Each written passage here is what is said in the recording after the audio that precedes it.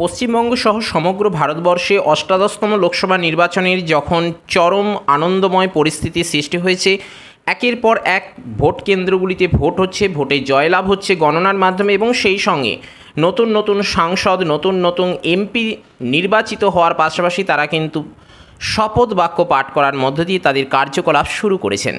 ঠিক সেই রকমই একটা মুহূর্তে, সেই রকমই কিন্তু একটা সময়ে, সেই রকমই একটা ডেটে, সেই রকমই একটা দিনে কলকাতার মতো একটি রাজধানীতে একটি নৃশংসভাবে হত্যাকাণ্ড হয়ে গেছে। পরিকল্পনা মাফিক ছক কষে হত্যাকাণ্ড হয়ে গেছে। আপনারা সকলেই বুঝতে পারছেন কোন হত্যাকাণ্ডের কথা আমরা বলছি। বাংলাদেশ থেকে আগত বাংলাদেশের ঝিনাইদহের 4 আসনের এমপি আনারুল আজিম আনারের কথা আমরা বলছি, যিনি গত 12ই মে কলকাতায় এসেছিলেন এবং তারপরে কিন্তু তার নিখোঁজ হয়ে যাওয়ার খবর পাওয়া যায় এবং তারপরে তার নিথর দেহ মিলেছে নিউ টাউনের একটি ফ্ল্যাট থেকে।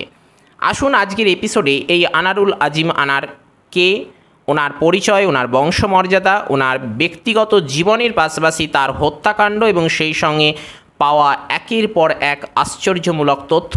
আপনারা সকলেই বুঝতে পারছেন এই ব্যাপারটা কতটা নৃশংস, কতটা নিন্দনীয়। বাংলাদেশ থেকে শুরু করে ভারতবর্ষ সহ আন্তর্জাতিক মহলে কিন্তু নিন্দার শোরগোল শুরু হয়েছে, সেই সঙ্গে বিভিন্ন জল্পনাও শুরু হয়েছে। ভারতবর্ষের পাশাপাশি বাংলাদেশ একযোগে কিন্তু এই নৃশংস হত্যাকাণ্ডের তদন্ত চালিয়ে যাচ্ছে এবং একের পর এক তথ্য উঠে আসছে। আসুন আজকের এপিসোডে এই ব্যাপারটাই একটু ডিটেলসে জেনে নিই। গত 12ই মে ভারতে এসেছিলেন বাংলার ঝিনাইদহের 4 আসনের সাংসদ এবং কালিয়াগঞ্জ উপজেলার আওয়ামী লীগের সভাপতি আনারুল আজিম আনার। তার পরিবার জানে তিনি চিকিৎসার জন্য ভারতে গিয়েছিলেন। ভারতে আসার 3 দিনের পর অর্থাৎ 15ই মে থেকেই হঠাৎ তার নিখোঁজ হয়ে যাওয়ার খবর পাওয়া যায়। কোনো খোঁজ না মেলায় দুশ্চিন্তায় পড়ে আনারের কন্যা দ্বারস্থ হন বাংলাদেশের গোয়েন্দা দপ্তরে। তার ঠিক 6 থেকে 7 দিন পরেই কলকাতায় মেলে এমপি আনারের নিথর দেহ। কলকাতার নিউ টাউনে সঞ্জীবা গার্ডেনের একটি ফ্ল্যাট থেকে উদ্ধার করা হয় আনারের খণ্ডিত মৃতদেহ। অর্থাৎ তাকে কিন্তু হত্যাই করা হয়নি, সেই সঙ্গে কিন্তু খণ্ডিত করা হয়েছে। তার দেহের টুকরো টুকরো অংশ বিভিন্ন স্থানে লোপাট করে দেওয়া হয়েছে। আজকের এপিসোডে আপনারা এই ব্যাপারটা কিন্তু টোটালটা ডিসকাস করব। আপনাদের কাছে সমস্ত ব্যাপারটা ক্লিয়ার হয়ে যাবে, এই ঘটনাটা কতটা নিন্দনীয়, আসল ব্যাপারটা কি ঘটেছে এবং সেই সঙ্গে এমপি আনার কীরকম মানুষ ছিলেন, তার কার্যকলাপ কীরকম ছিল এবং তার প্রভাবও কত দূর ছিল। গত 12ই মে চিকিৎসার জন্য কলকাতায় এলেও তারপর থেকেই তাকে নিখোঁজ হতে জানা যায় এবং 18ই মে ভারতের নিখোঁজ হওয়ার ডায়েরি করেন এমপি আনারের বন্ধু এবং ভারতের বরানগরের বাসিন্দা গোপাল বিশ্বাস।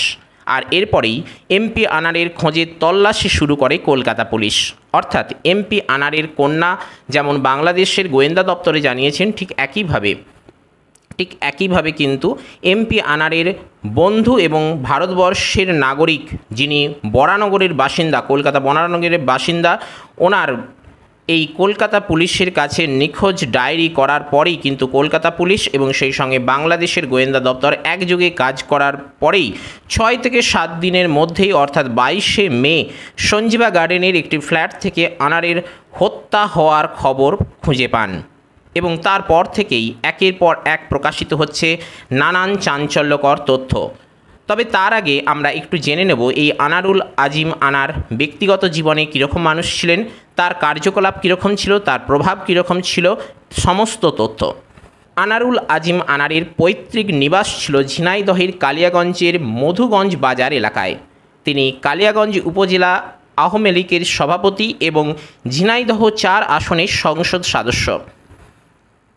2014, 2018, 2024 সালে পরপর টানা 3 বার আওয়ামী লীগ থেকে এমপি তথা সাংসদ নির্বাচিত হয়েছিলেন। স্থানীয়দের থেকে পাওয়া তথ্য বলছে, একসময় বাংলাদেশের দক্ষিণ এবং পশ্চিম অঞ্চলে চরমপন্থীদের নিয়ন্ত্রণ করতেন এই নিহত এমপি তথা আনার।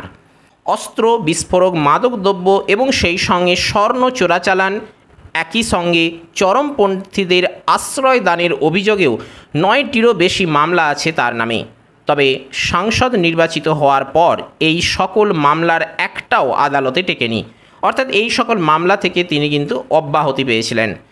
ইন্টারপোলের ওয়ান্টেড আসামি হিসেবেও পুলিশ একবার তাকে আটক করেছিল ঠিকই, কিন্তু তার ক্যাডাররা পুলিশের ওপর আক্রমণ করে পুলিশের হাত থেকে তাকে ছিনিয়ে নিয়ে চলে যায়।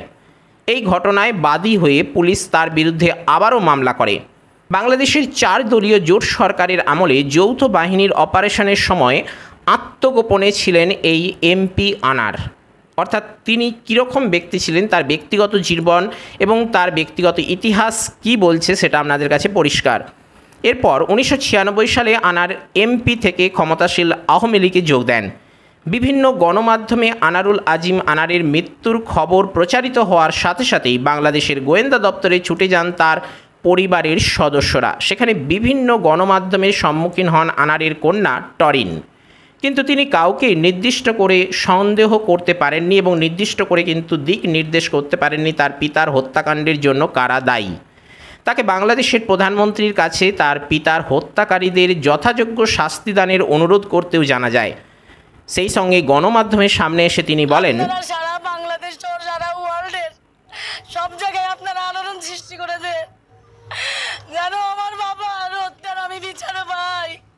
কারা করেছে, কেন করেছে, এর সুষ্ঠু তদন্ত চাই এবং আমি এর শেষ পর্যন্ত দেখতে চাই যে তারা কেন করেছে, কি জন্য করেছে। ডিবির অতিরিক্ত কমিশনার হারাল-উল রশিদ এক্ষেত্রে তদন্ত করতে গিয়ে যে তথ্য তিনি পেয়েছেন এবং সাংবাদিকদের জানাচ্ছেন, এটা কোনো পারিবারিক, আর্থিক অথবা কোনো এলাকার দুর্বৃত্তায়নদেরকে দমন করার ফলে এরকম কোনো ঘটনা সবকিছু আমরা তদন্তের আওতায় আমরা নিয়ে আসছি। আমরা কয়েকজনকে আইনের আওতায় নিয়ে আসছি, বাকি যারা রয়েছে প্রত্যেককে আমরা আইনের।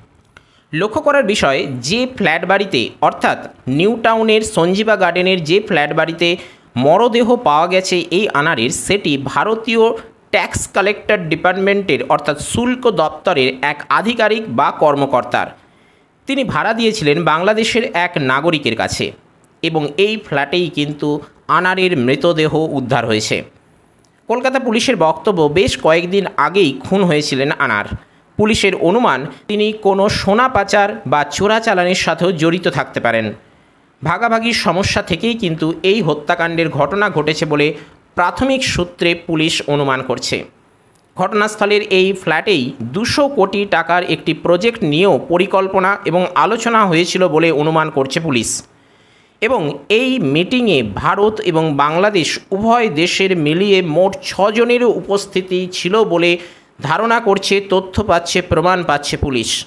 স্থানীয় পুলিশের দেওয়া তথ্য থেকে জানা যাচ্ছে, এমপি যখন বন্ধুদের বাসা থেকে বের হন তখন তার সাথে দেখা করেন বেশ কয়েকজন অজ্ঞাত পরিচয়ের ব্যক্তি।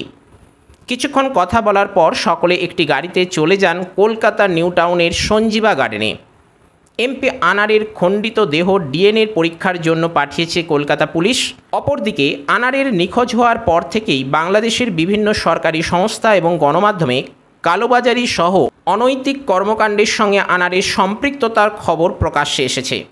এমপি হওয়ার অনেক আগে থেকেই ভারত বাংলাদেশ সীমান্তে বিভিন্ন চোরা কারবার, চোরাচালানের সাথেও জড়িত থাকার কথা স্থানীয়দের কাছে অজ্ঞাত ছিল না।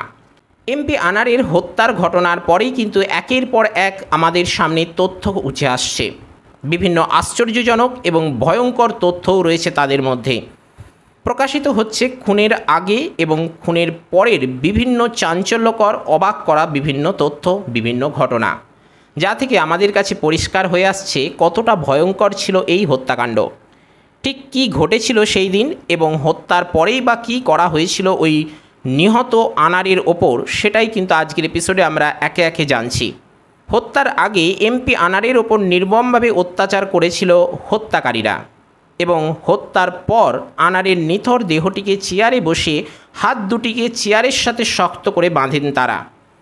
গামছা দিয়ে বাঁধেন গলা, সাদা কাপড় দিয়ে মুখ এবং মাথাটা বাঁধেন কালো কাপড় দিয়ে। নিথর দেহটি বিবস্ত্র করে দেয় হত্যাকারীরা। খুনের পর সেই ছবি এবং ভিডিও পাঠানো হয় বিভিন্ন নেতাদের কাছেও। কসাই জেহাদ জানান, বালিশ চাপা দিয়ে আনারকে হত্যার পর ফ্ল্যাটের বাথরুমে তার নিথর দেহটিকে টুকরো টুকরো করে ফেলা হয়। এই ঘটনার তদন্তকারী গোয়েন্দারা জানাচ্ছেন, অজ্ঞান করার জন্য রাসায়নিক ক্লোরোফর্ম দিয়ে অচেতন করে তাকে বালিশ চাপা দিয়ে হত্যা করা হয়েছে। তারপরে তার মরদেহটি চেয়ারে বসিয়ে হাত পা, গলা, মাথা শক্ত করে বেঁধে রাখা হয়েছিল। আনারের দেহের টুকরো যাতে কোথাও খুঁজে না পাওয়া যায় সেরকমই পরিকল্পনা করে হত্যাকারীরা। কাট আউট পদ্ধতিতে এই হত্যাকাণ্ডটি ঘটানো হয়েছে বলে পুলিশের অনুমান।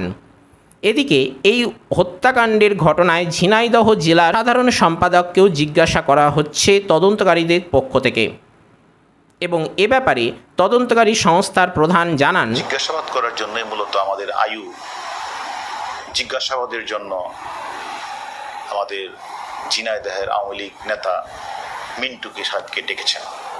মিন্টুর কাছে এই তথ্যগুলি জানতে চাইবেন।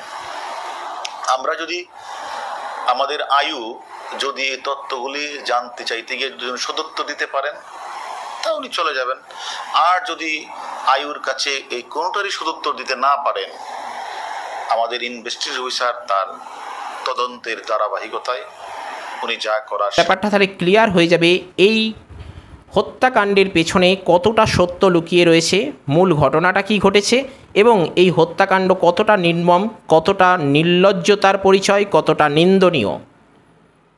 আজকের এপিসোড আমরা এখানেই শেষ করছি। আপনাদের কিছু বক্তব্য থাকলে আবারও বলছি নির্দ্বিধায় কমেন্ট বক্সে জানাবেন।